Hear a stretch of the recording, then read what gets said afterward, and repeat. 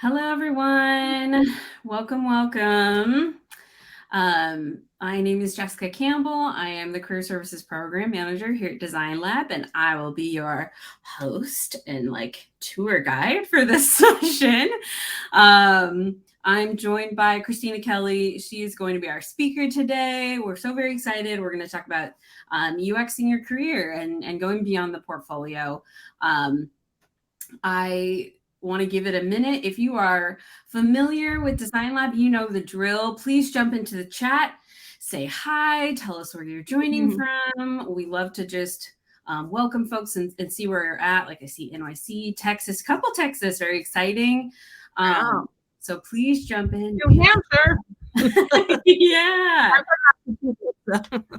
So thank you so much. We're really glad you're here. I will remind folks about this, but just at the top of the call, this will be recorded and it will automatically be sent to you as we go along.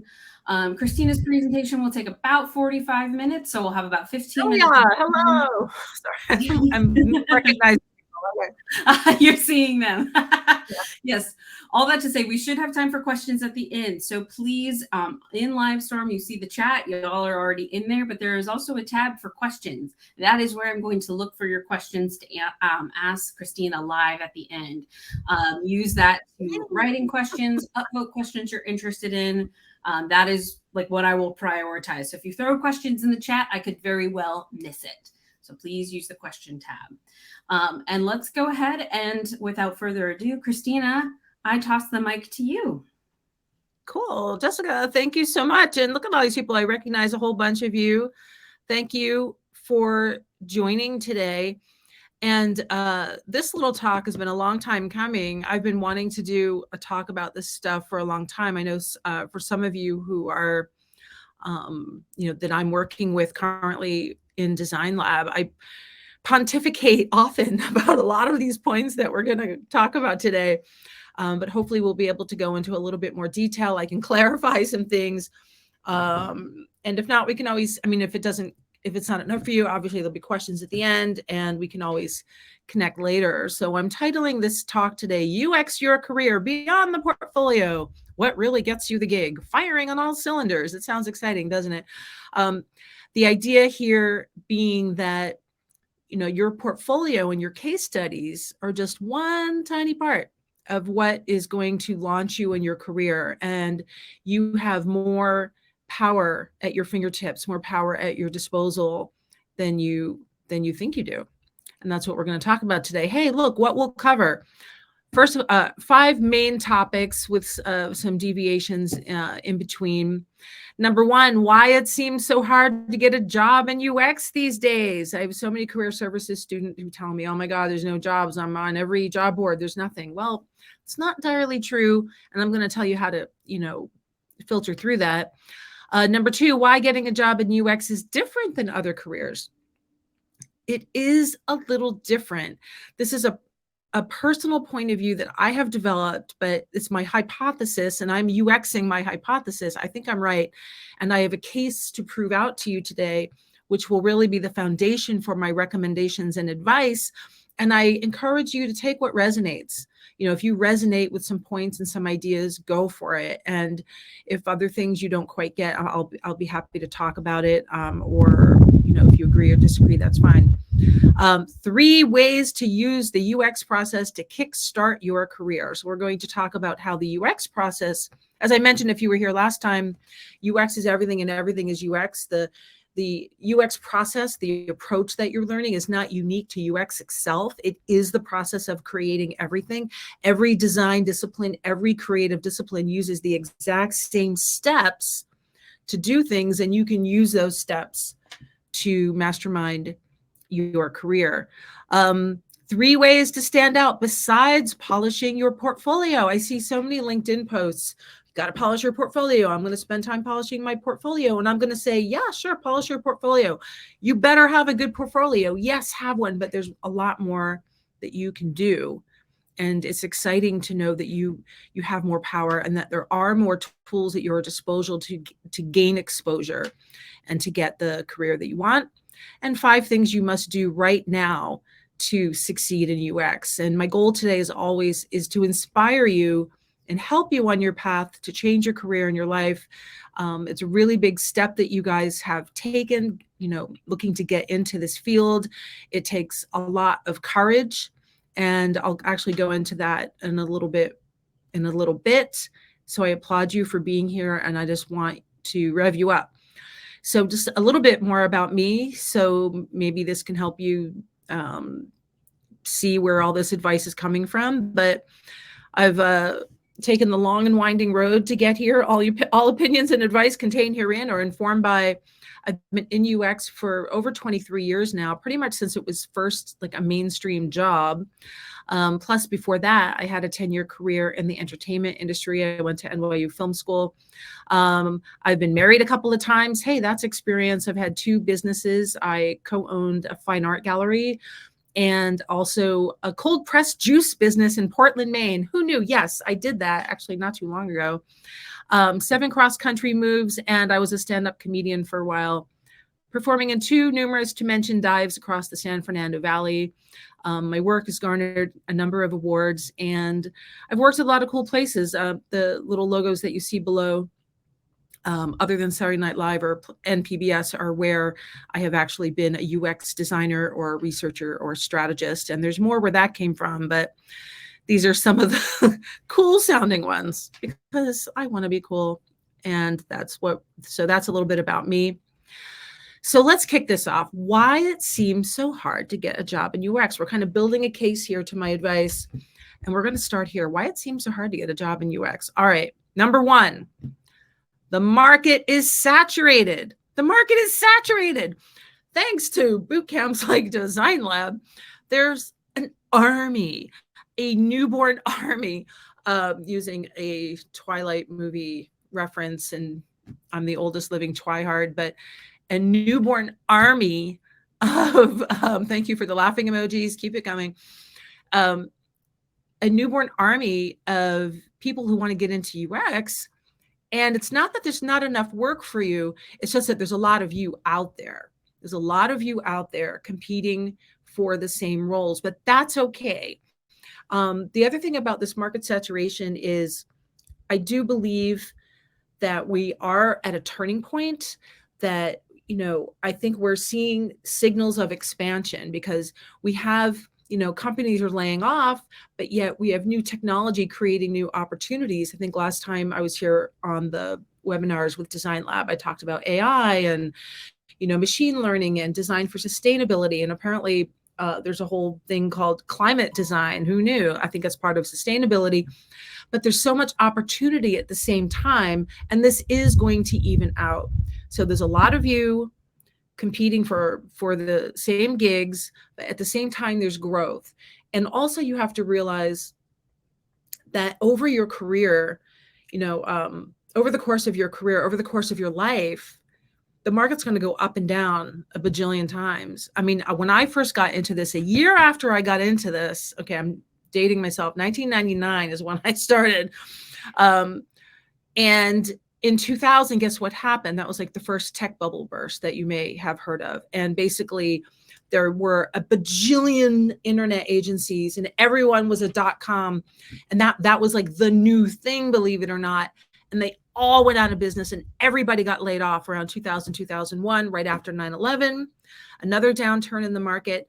But everything kept going and there were still jobs and there's still opportunity because out of these down markets come opportunity, and that means jobs for you. So don't worry about that too much. Number 2, why it seems so hard to get a job in UX. You're not getting interviews not because you're not talented. That was a triple negative. I've never done that before. It's not because you're not talented. You are talented.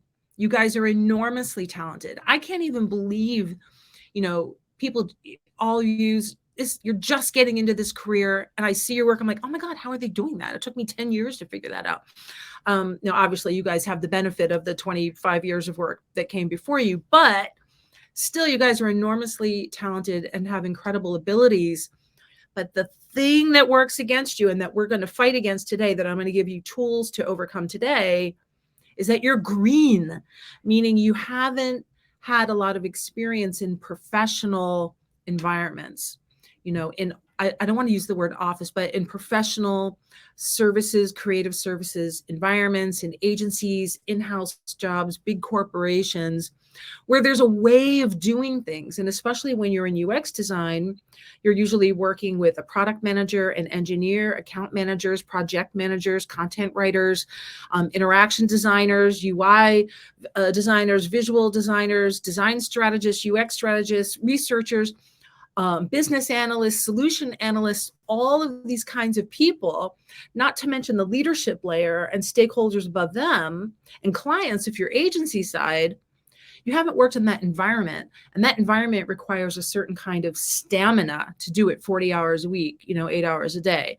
It requires knowing what all the steps are, knowing how to collaborate on a team, knowing how the agile process works. And if you guys don't know what agile is, AGILE, please do some Googling and YouTubing, because that process is very important to understand, because more and more organizations are going away, are moving more into a true product development lifecycle, which means the agile process, which essentially is just about iteration and collaboration. And there are certain, technically speaking, there are certain what they call ceremonies, which means you have certain kinds of meetings every day and you report on what you're doing, et cetera, et cetera. But going back to the green thing is you don't know about that stuff and you haven't worked in that environment. So what that means is that in an organization, they're going to have to show you and tell you everything that you need to do. They are going to have to divert a senior team member's resources and time, billable time, to you, and they can't bill for that person while they're working with you to show you the ropes, to mentor you. I know a lot of you have told me, well, I want to work in-house and be mentored and shown the way. Great. That's a great thing to want, but it does make it harder that kind of gig is hard to get, because most companies want the mid to senior person who just knows what to do, right? So that might sound like, oh, what are we supposed to do? Well, I'm going to tell you what you're going to do about it today. There are things that you can do right now to get that green thing off of you so you can look more believable, credible. And when you are believable and credible, you're hireable. So we're going to talk about, that's really what we're talking about today. Another thing of why it seems, yay, I like those yay emojis, is that's why it's so hard to get a gig in UX these days, is limiting beliefs are holding you back. And not to get all woo-woo Brene Brown on you or Oprah, limiting beliefs, you've probably heard that statement before. But I do hear this from a lot of you, and I wanted to address it. There's this idea of not applying to jobs that you might think you're like too boring, and I don't blame you. Once you're in a design mindset and a creative mindset, you just don't want to do certain things. I remember even way when I first went to school, even before film school, I was a theater major, right? A theater major. And I would tell people I was a theater major applying for little, assistant jobs or coordinator jobs. They wouldn't hire me. They said, oh, you're a theater major, you'd be bored. And I'm thinking, wait a minute, I need to make money though. How am I going to get started doing anything? So I understand that feeling of, oh, I don't want to work for that company, it'll be boring. But let me tell you this, a lot of you have also told me you want to work in entertainment, or you want to work in, some kind of creative services or an agency. Here's something to kind of debunk that. Or I don't want to work, B2B. And I have one student, we already talked about this, who, didn't want to work necessarily for, enterprise software or a SaaS company, software as a service, and because they thought they would be too boring.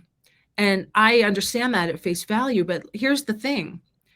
If I told you that you could have a job at Netflix today, you're going to be a user experience designer at Netflix, show me in emojis, how many people might be interested in that? Netflix, working on the streaming, the algorithm, engine the recommendations, working, maybe having contact with some of the shows, whatever. It sounds pretty cool. Guess what? Netflix is a SaaS organization. It's enterprise software. It's all software all the time. And I can tell you from personal experience, having worked at Netflix and worked, someone doesn't want to work for Netflix. Okay, that's fine. That's fine. It's just an example, people. Just go with me. Work with me, people. So having worked at Netflix and let's say MasterCard, everyone's heard of MasterCard, right? I can tell you the work experience is exactly the same. Exactly the same. You're still working in that same team structure. You're still solving problems. You're still doing wireframes. You're still making things. You're still sitting in front of your computer. There is negligible difference in terms of excitement in both scenarios. I can tell you that from personal experience. And so what you have to be excited about is not necessarily the company, but you have to be in love with the design process itself. That's what's fun for you. Figuring out that this was the right color to use, figuring out that this, popover is the thing that's going to make your product more usable, that this little snack bar displayed for 10 seconds, how you made your product accessible. I think I talked about this last time for the guy who zooms in at 300% and inverts color, how you're, integrating with AI or something like that. That's the stuff you got to be excited for. And guess what? You can do that for any company. So I'm saying that because that's a limiting belief. So if you can bust that belief, you can imagine yourself working for more different types of companies. Be in love with the design process itself, because I guarantee you, aside from your targeted audience or the problem to be solved, it's the same really across the board. And also what makes a difference is the people. If you really want to, kind of narrow things down, look at culture and people, but not necessarily the company itself. The other limiting belief, and then I want to move on here, are the years of experience that you have. People are saying, oh, how all the jobs want 3 to 5 years of experience. What am I supposed to apply for? Or, maybe there's only been one job that said junior level or 1 or 2 years of experience. So this is kind of where you're going to swing for the fences or go to the mattresses. These were all Godfather terms. I don't know. I always refer to that. So I encourage all of you to apply to jobs, even if it says 3 to 5 years. Over that, unless you have prior experience, might be a stretch, probably is.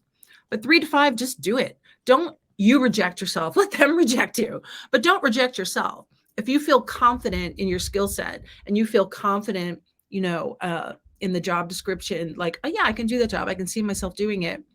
Go for it. Just go for it. Don't reject yourself. So don't think about that too much. Just think about the opportunity itself. Moving on. Getting a job in UX is a little different than other careers. Also kind of why, what makes it so hard. So let's look at it this way. So, and these are just big, broad examples. Doesn't include everything. It's just to make a point, that I'm building towards. That getting a job in UX is a little bit different, and I'm going to show you things that you can do to capitalize on that. But first, I want to lay the case here. So let's think about doctors and lawyers. Okay, doctors go to med school, lawyers go to law school. Before the end of your first year of law school, I was married to a lawyer. I know this. I don't have to be a lawyer. You already know where your first job is going to be. You already know that your starting salary is going to be $350,000. You already know this. Yes, that is a starting salary for lawyers. So you already know it at the end of your first year. That's only, a few months more than you guys are spending here in Design Lab. And they already know where that first job is going to be. And a lot of it's based on grades, but a lot of that's they went to the library or whatever the library is now these days, and they memorize a lot of stuff and they get the great grades and they do a clerkship and boom, they know where their job is. Same thing for doctors. Doctors have a predictable path as well. They're in medical school for a point, then they start to do clerkships, and then that leads to a residency. And there's a path. There's a path, right? Let's look at, I'm going back here, just a corporate world. This is like a big bucket, and just careers that I lumped into the corporate world: finance, human resources, marketing, even. Same thing here. You're in college, you're going to major in these. You can major in these things in college, and it sets you up to get a job. And the companies that the large corporations all have programs to entree new people into these fields. They start as interns, move on to coordinator or assistant jobs, and et cetera, on up the pipeline. But there is a systematized way of doing it. Even in education and academics, get your teaching certificate, substitute teach, apply to the school. There's a thing where you don't have to have a job before you get the job, the way it seems to be in UX. You have to have experience to get experience. In all of these careers I'm talking about here, you don't have to have experience to get the experience. You just have to have the training and the credentials and all those steps, and then you kind of step into it. It's laid out for you. It's literally, they're handing it to you on a silver platter. Now, yes, I'm oversimplifying it. I know these careers are very difficult. I know they're very challenging, but with UX, it's different, right? There's no straight up path like this. Let's look at some, that's what I'm saying here. It's a system that works with guided steps, with predictable inputs and outputs. We wish it was so easy. We wish it was UX was that easy, but that's what most of the work in our society is based on. It's a system that guides you along the way.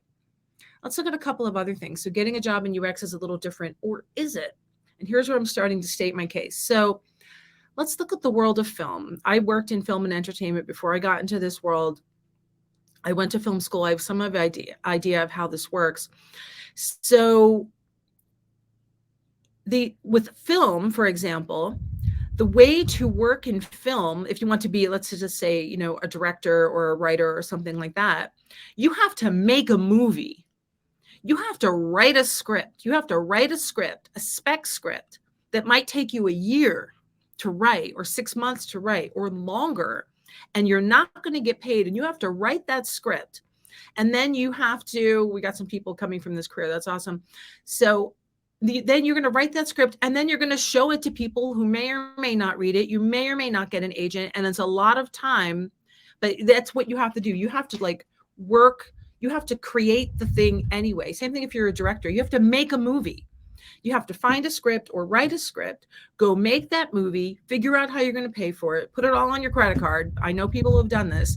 Get it into film festivals, win awards. This is all you have to do. Kind of make a movie, put it on my credit card, go to Sundance, win the awards, and then you can get hired as a filmmaker. Crazy, right? It's kind of the same thing in music. You have to do stuff.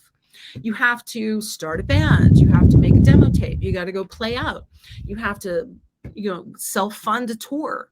You have to create all this material in order to get in the game at all. Same thing with acting. For acting, yeah, you can go to acting school, but that doesn't mean you're going to get a job as an actor. A lot of actors I know, they write plays or they write movies that they can star in. A lot of people they used to know in New York would write plays like one-man shows, one-woman shows to get exposure. They do stand-up comedy. I did stand-up comedy for that reason, to get exposure, speaking, standing up, talking, writing, being seen.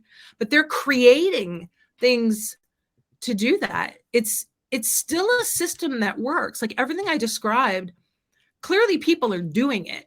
Clearly people get into this business. Everybody's not a Nepo baby. Clearly people are doing it. I personally know people who came up from this grassroots, system and have gone on to become, Emmy award-winning TV writers and movie producers, etc. It's a system that works, but it's self-directed, with a variety of inputs and outputs. Those inputs and outputs, same thing for sports and athlete. Yeah, absolutely.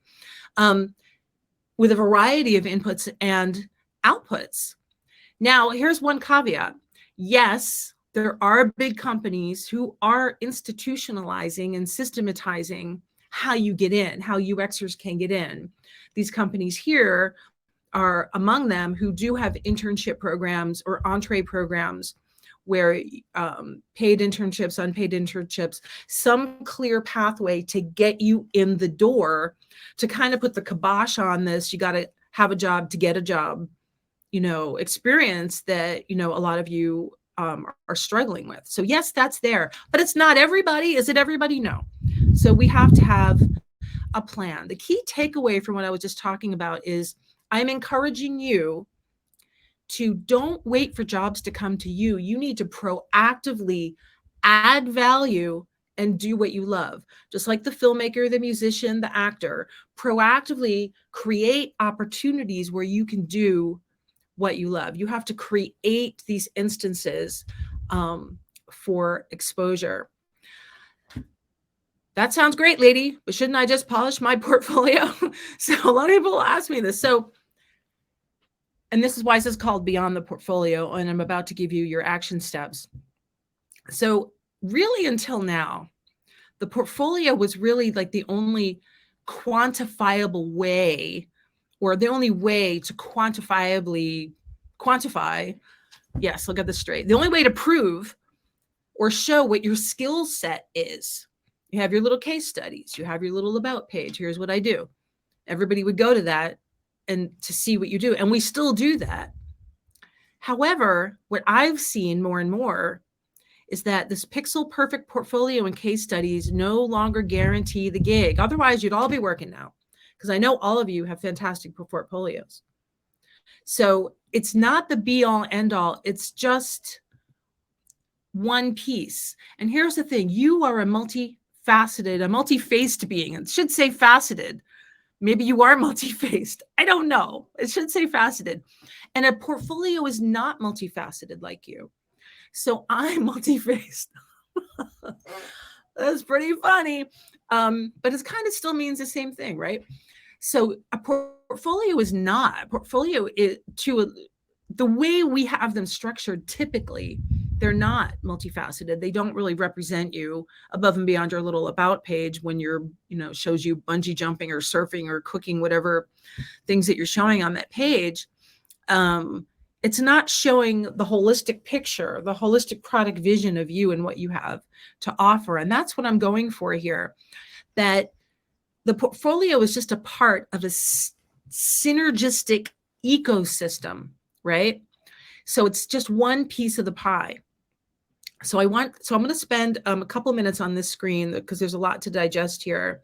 And I kind of want to walk you through what I'm talking about. So yes, have a portfolio, have a smashing, wonderful, brilliant portfolio, polish it till it can be seen from space. Yes, but that's not the end of the story and not necessarily the thing you should always be focused on. You kind of need to, what I call, fire on all cylinders. And here are some of the cylinders I want you to fire on. So first of all, on your portfolio, I really want you to think about it more as like your website, right? Your website is your portfolio, yes, but I want you to think about it more as if you are an agency or a publisher.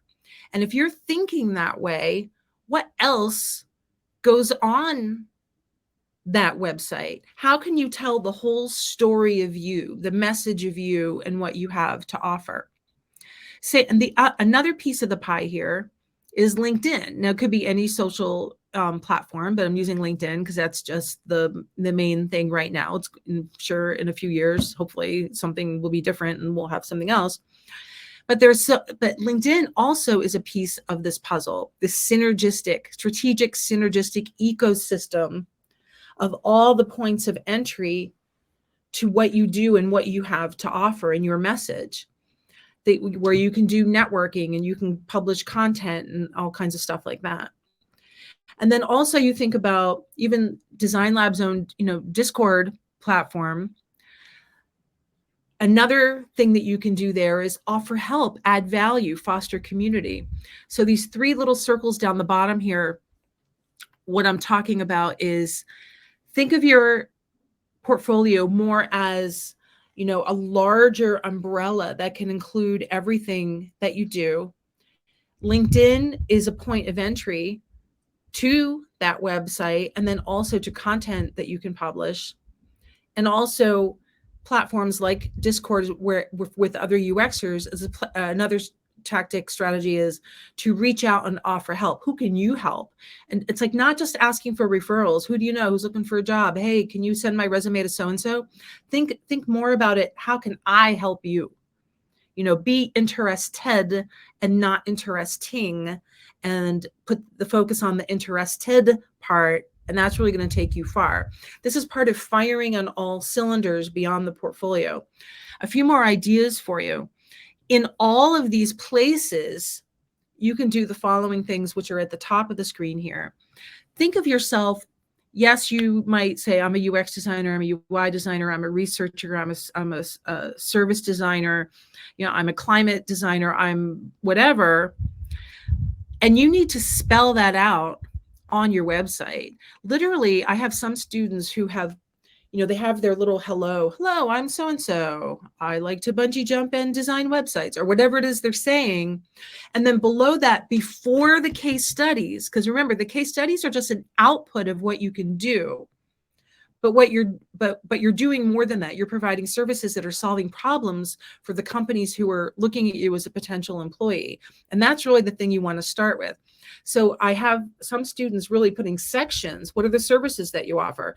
I do UX UI design. I do research and strategy. I do design systems and component libraries. I do branding and brand identity, whatever that might be.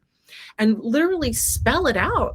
Talk about it. Make a little, bullet list of what you can do. And that's also going to help a recruiter or a hiring manager when they are visiting your website, this kind of your home.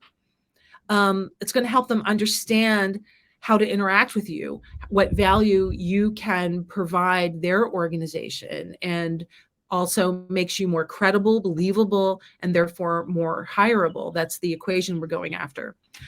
Another way to do this is through thought leadership. So rather than just polishing your portfolio, think about doubling down on thought leadership. We talked a little bit about this last time, but I just want to go into it a tiny bit more. Think about, what is your area of passion, expertise? I keep rattling off AI, machine learning, accessibility, inclusivity, climate design, sustainability, the earth as a persona, ed tech, gov tech, fintech, all of these things. What is your area of knowledge and passion that you can really become expert at? And can you create content about it? I've had some students who have put together a little panel discussion on Zoom, recorded it, and then posted it. That's content that positions you as a thought leader and elevates you from the average person who just got out of the boot camp, doesn't have any experience yet, right? Now you have created partnerships, you've created collaboration, you're sharing knowledge, you're positioning yourself as an expert, and that takes that green away from you. That makes you seem less green. You're more knowledgeable, and you seem more experienced, and this is going to help you, get the gig that you want. Another thing, I'm calling it pay it forward, which is really what I was talking about, like with Discord or other platforms, is share what you've learned with other people right now. You don't have to wait 23 years like me, to start sharing what you've learned. What you know now is valuable to people because you've just had a whole set of experiences that would be enormously valuable to people who are going through what you went through last year. Can you make a little Zoom room on that?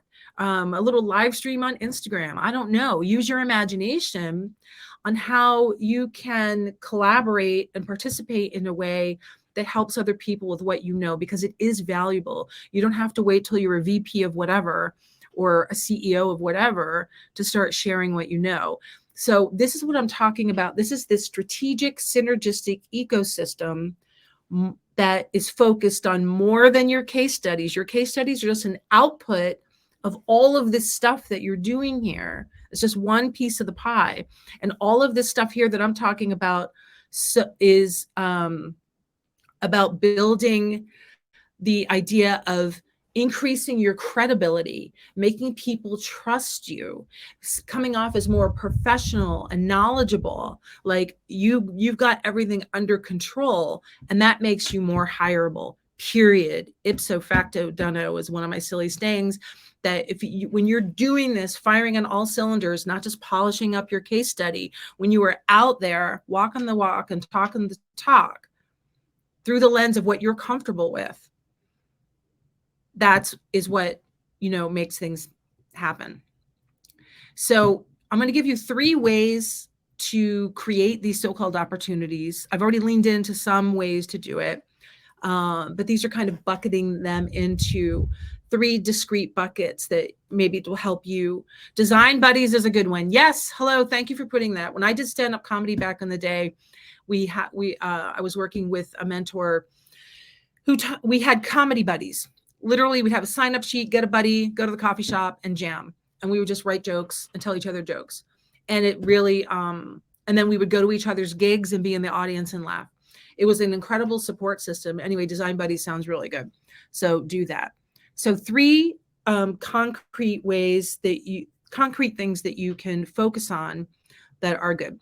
So number 1, passion project. So a minute ago, we talked about your area of expertise. What is exciting to you? What do you want to become expert at? What could you talk about for 10 minutes and nobody can stop you? Create a project around that. Use something like Design Buddies. Buddy up with somebody and come up with an idea for something that solves a problem in the world that you've always been wondering about. So if your beef is all about, climate change and accessibility and or whatever, come up with like, what's the problem you want to solve in that space, and then come up with an idea that solves for it. Make a little prototype, and then share this information. Remember I talked about the LinkedIn node of your synergistic ecosystem. Get on LinkedIn and bring people along for the ride. Hey, we're starting to build this thing. Here's how it's working. Here's our sketches. Here's our wireframes. Get people to comment, get people involved. And who knows, maybe you'll find an investor that way. But the idea is to get some skin in the game. What do you care about? What's the problem to solve? And what would you do to solve that problem? And buddy up with somebody. You don't have to do this stuff alone. Create a little team. Which leads me to my second idea here is, and it sounds daunting, this might sound intimidating, but it's way easier than you think. Start a business, open an out, come up with a cute name, Dog and Cats Ranch, UX Farm, I don't know, find a name generator and UX Farm. We like that. Everyone's living on the UX Farm. And open an LLC. That's real. That makes you real. How do people start businesses that you think are real and credible? That's all they did. They come up with a name and they started an LLC and they got some friends and they made some. That's it. That's the big secret that nobody tells you. That's all. That's how you do it. So the thing with the start a business. So find a name, open an LLC. It costs like a couple $100, and get some clients. Use your, network, find out who needs what, reach out to people, offer value. You could become, what were some of my ideas in here? I can't read them because they're so tiny. You could start a small agency with other people. You can just design and freelance. You open up your LLC, respond to RFPs. Jessica, I should totally do another advanced session on how to respond to an RFP. That might be interesting to people who are really serious about starting a business. Maybe later in the summer or the fall. That could be cool. And also go into demystifying what it is to start a business. It's way less intimidating than you think. Become the agency of record for a startup. That is not hard. I have a couple of students who at first were afraid of the startup world. I'm like, look, startups will hire you with no experience because you're talented and you're cheap. They can get you cheap, but you'll have a great experience and a story to tell. I have a number of former career services designers who are working for startups, building and running their own departments. They're the founding product designer at these startups. How bad would that be? Not so bad. Now imagine you did it as corp to corp, corporation to corporation. Definitely have to do this LLC RFP thing. And now you can be the agency of record for a startup, and you could also be what's good about that is that doesn't stop you from working for other companies or having other clients. And next thing you know, you've built a little agency. And guess what, folks? All those fancy people in New York City who work for agencies, and all of a sudden you find out, oh, they quit their job, or they were fired or something. They've started their own agency. Guess what? This is all it is. They're just sitting at their kitchen table with their buddies and an LLC they opened up yesterday on LegalZoom. That's it. You are what you say you are. That's another big takeaway. We are so limitless these days, just with platforms like Square, where you can take payments. I remember 15 years ago, me and my ex-husband, we were running an art gallery. We had to go to the bank and buy or license a credit card machine. It cost 10 grand. We had to get a line of credit just to be able to take credit card payments. You don't have to do that anymore. So literally, you're only as limited as you are by your imagination. Don't let anything stop you. You can start a business. All right. That's going to be another webinar. I want to allow time for questions. So I'm going to kind of blast through some of this. Volunteer, people. Some volunteering is paid, some is not. It really shouldn't matter. Find nonprofits or other organizations that are doing something that you believe in and offer your services. But before you go there, don't ask them if you can help. Tell them how you can help. That's the whole thing. When you ask for referrals, when you say, how can I help? You're putting homework on the other person. Always lead with value. Taproot to volunteer. Yes, thank you. And also, Jessica, I don't know if you can put it in the chat for me, developforgood.org. I think a lot of people know about this one. They have a lot of amazing projects. I had one career services designer. When I first started with Design Lab, she was doing volunteer work for a theater company in Italy. She had to redesign their website. Oh, boo-hoo, that sounds so awful. It's amazing opportunities on that site. It's a really legit organization. They put you in touch with really cool stuff. Yeah, Develop for Good recruits and manages teams. You put in an application. It takes a couple of weeks for them to get back to you. They want to make sure that you're legit, and they match you with organizations based on your skill set and the needs of the organization. And boom, drop the mic. You are working and you are doing something. And with all of this, you might say, well, how do I get started? How do I launch my idea? How do I do it? How do I do it? The UX process. Guess what? Design Lab just put into your hot little hands every single step, every single thing that you need to do to launch all of these ideas, whether you're volunteering, starting your own business, or what else did I say? Or you're doing your passion project.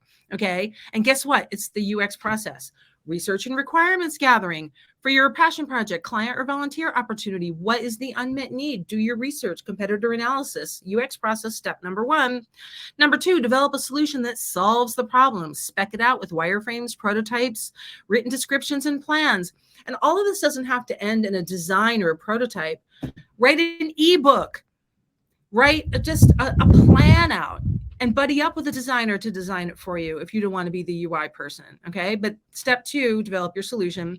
And then step 3, and I've condensed the whole UX process, obviously, but launch and learn, gather feedback, test and iterate on your idea and put it out there. You're using the UX process to kickstart any idea that you have that lands in any of these buckets. And these are just thought starters, just to get you going. And here is the biggest takeaway of the day, that if you could put this on a t-shirt, if you want to print this out, put it on your refrigerator, I highly recommend it. Put it under your pillow.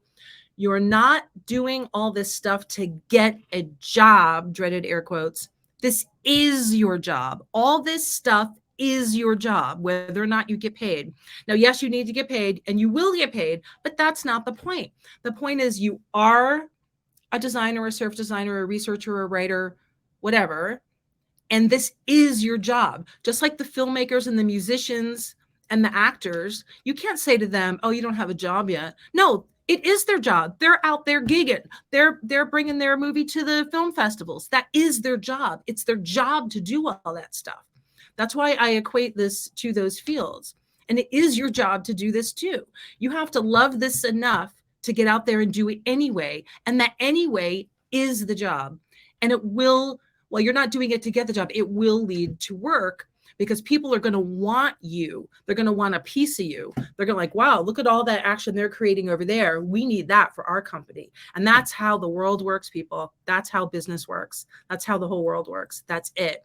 You create your force field of energy, and you're creating the worlds and the projects and the things with all your ideas. And that's how you're going to get to work. Okay, 5 things. We looked at this last time, but I want to bring it up again. And it kind of puts a little bow tie on everything that we just talked about. 5 things you can do today, right now, this very second. Passion. Ask questions about everything. Ignite your why. You have to be in touch with why you're doing this. Otherwise, you're going to have a hard time. Point of view, pick an area of interest and develop a body of expertise. I think I've hammered that home a lot. Personal brand, package your passion and POV to build believability and credibility, which equals hireability. That's our other t-shirt slogan equation. Proactive, create your own opportunities. Don't wait for stuff to come to you. You get out there and do something about it. That's because there's not a clear and proven path like doctors and lawyers. You have to make this happen. And actually, I think it's better. It's more creative and it's more liberating. And isn't that one of the reasons why you got into this job? You didn't want a cookie cutter job. You didn't want to be a butt in a seat all day in an office, right? You want freedom and control and money. And guess what? It's all packaged up in this. If you take some of this advice, and I hope some of it resonates with you. Oops, hold on. And prepare, get professional training and connect with UX communities, which you are already doing by virtue of being here. And I want to thank you for being here and listening to that whirlwind story. I hope you got some value out of it. And I really appreciate you being here. You can find me on my website, my home, getajobinux.com. And for real quick questions that won't take too much time, I'm happy to respond at hello@getajobinux.com. That's it. Jessica, I'm going to hand it back over to you. Yay! Thank you so much, Christina. That was super wonderful. I do have some questions over in the chat, so we're going to get through as many as we can. And while we're doing that, I'm just going to go ahead and share my screen really quick with some info for folks as we kind of move along here. I won't keep this up the whole time, but just so folks can see it. So yes, please connect with Christina. You can also connect with me on LinkedIn. I didn't say at the top, but my background is in creative recruiting as well as product and program management. Cool. So Christina, some of the questions that were coming in and getting upvotes. Let's see. So one of the questions that I think is particularly pertinent to like what you've shared, how important is it to create a brand for yourself? Okay, that's a really good question. So I think it's important to recognize that, I mean, we can think about brands in different ways. And it's certainly not just your cute little logo. You should have a cute little logo. I think you should, even if it's just your initials, you can do that, but that's not your brand. Your brand is really, think about it this way. It's your perspective. It's where you're coming from. It's how it's your approach to the process. It's how you do things. And is there a common denominator through this? Can it be characterized in a certain way? And that can be through just the way you speak, your approach, or it can be through the design itself. I do think that the common denominator, or something that really helps package all of this up, is the idea of your area of expertise. I think that does kind of, it's a, not, I don't want to say an easy place, but it's a clearly visible place that's accessible to other people when they think about you. Oh, they're an expert in this, they're an expert in that. And that becomes part of your brand. Your brand just isn't your hairdo and the clothes that you wear every day and all that stuff. That stuff helps too. I got to say, there are some, tangible, physicalized things that come in to play with your brand. But I honestly think the most important thing is your message. So if we think about your brand as your message and your approach, it is critical to create that for yourself. Yeah. And that actually kind of leads into one of the other questions really well, which is done answering. Would you recommend focusing in on a specific niche industry? What can that look like? Because I'd like to broaden that of like, is there a way to focus your portfolio? Do we recommend Yeah. that? Let's talk a little bit about focus. Yes, I want to read this question thoroughly. So, would you recommend focusing on a specific niche industry, tailor portfolio, do very targeted networking, work on thought leadership in just one field? It limits you, but this can make you a star candidate for a specific company. I would say it's not so much about the company that you want to go all in on. It's about your message. Now, so for example, you could say, if your message starts to become all about accessibility and inclusivity, well, that can apply to any company in any industry, right? But and that's good. And so now where they work is less dependent on their message. And here's where I'm going to try to convey a complicated thought. On the other hand, there are people who do go all in. Excuse me, water, please. Hold on. Who do go all in, less from a company perspective again, but more from like a niche, so to speak, as you say. So let's talk about GovTech. GovTech is a really big thing. I had a past student who, I forget the whole story, but it was some personal experience that led her to like on a rampage to solve these problems for a local municipality. She created something that kind of went viral in a way. Next thing you know, she's got the CEOs of these GovTech organizations calling her up and asking her to speak for them because she went all in on this area, saying that her message is, that if government organizations and municipalities, et cetera, can have good user experiences, think of all the lives we can save. Think of all the efficiencies that we can create. Think of all the money that we can save. Think of all the people that we can make happy. So in one sense, and here's the complicated thought that I'm trying to make clear for you, in one sense, that's a singular message that could be applied to anybody, any industry and any company. But she decided to apply it to that one particular vertical. So I think the choice is yours. I don't think that you're limiting yourself necessarily if you, let's say, just focus on GovTech. Or so are you telling me that, the world isn't filled with these types of organizations that need good UX? No, quite the opposite. And the opportunities are growing. So I don't think you can really limit yourself to other than focusing on a single company. So I would not focus on a company. I would focus on your message. And it's okay to focus that message on a particular vertical of interest. There's a lot of people who are really interested in climate design right now, and they're going all in on climate design. And there are a lot of particulars that are unique to climate design, just the way there are a lot of particulars unique to GovTech or EdTech and things like that. So get your message straight, applied to a vertical, and I think you're good to go, and it's not limiting. Yeah, I agree. And I sort of just want to chime in with like a 2 cents from like recruiting side as well, is like, I think that the key message here is like, certainly key message for me takeaway is like, weigh your pros and cons. If you are really into a particular vertical, and that is like let's keep that in mind, not company vertical, Right. go for it.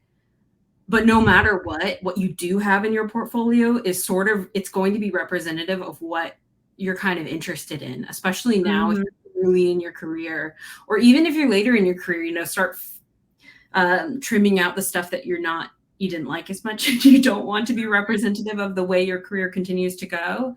Because certainly the first gatekeepers, the recruiters, the HR managers, are going to look at, well, where has your career gone? And does it seem like it's lining up with where our company is going? And does what you're passionate about as a designer like ring through and true for what we're trying to accomplish as a business? Because if it seems very different, are you the right candidate for me? And the answer is probably no, right? Because we all kind of like migrate towards what we want.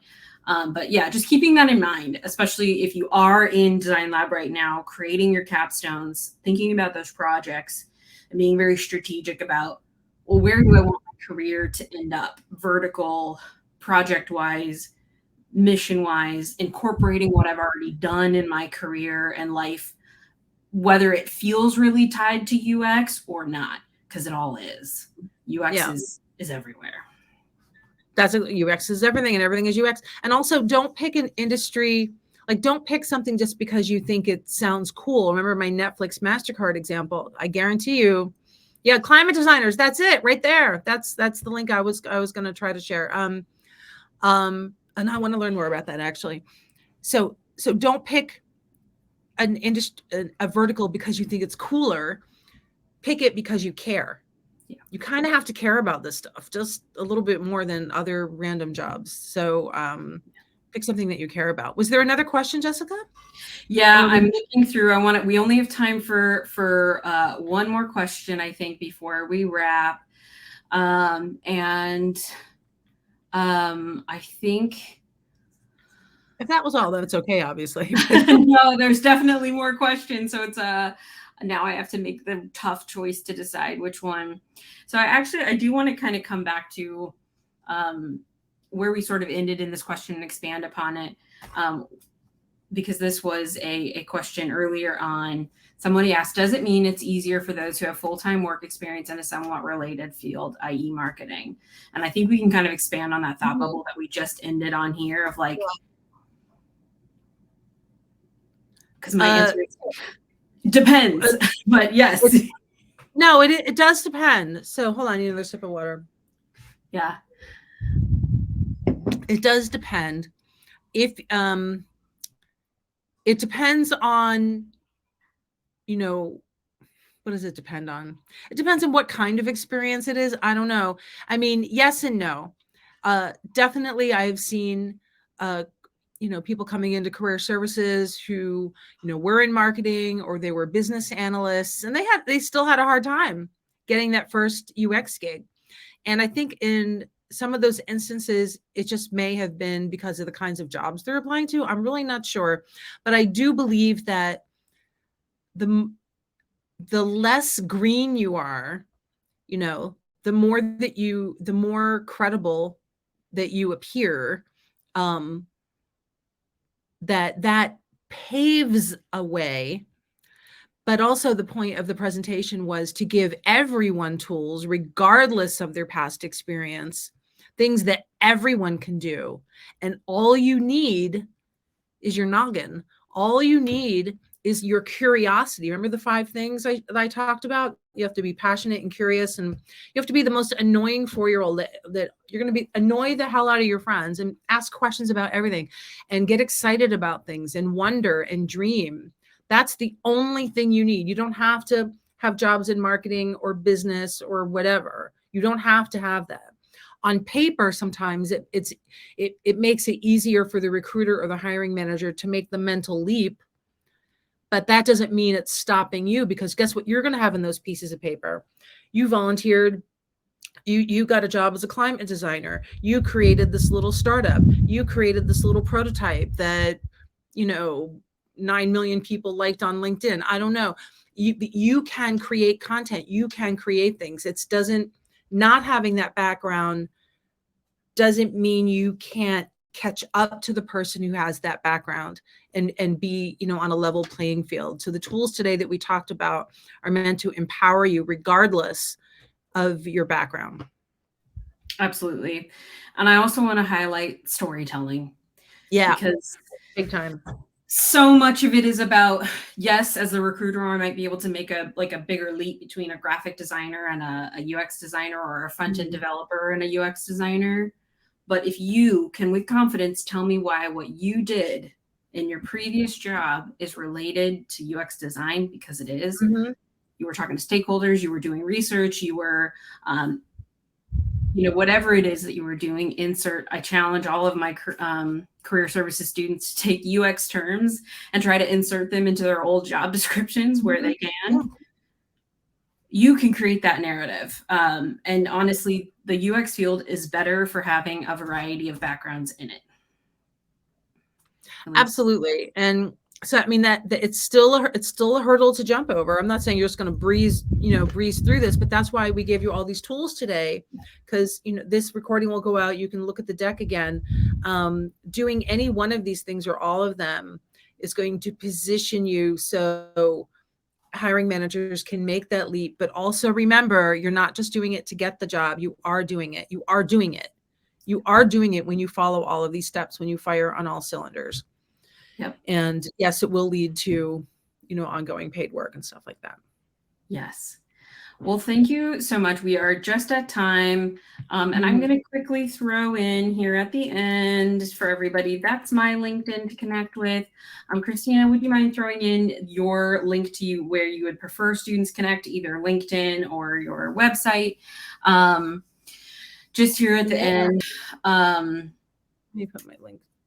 Hold on, let me get my LinkedIn. I don't have it locked and loaded here. Let me see. I got you. I'm almost there. There we go. There's my LinkedIn to connect with me, please. Perfect. Yes. So I know there was still questions that we didn't get to. Like I said, please send those to either or both of us. Connect with us both. You can get different or similar opinions, and you can use your own user research on how we get back to you with feedback. But please feel free to reach out. Thank you again so much for everybody for coming. There are a few more events coming up, and like we saw today, more in the future horizon to talk about, especially with Christina. Have a great rest of your day, and thank you for being here and for the few extra minutes over. Thank you, Christina. We appreciate it. All right. Thank you. Thanks, everybody. Bye.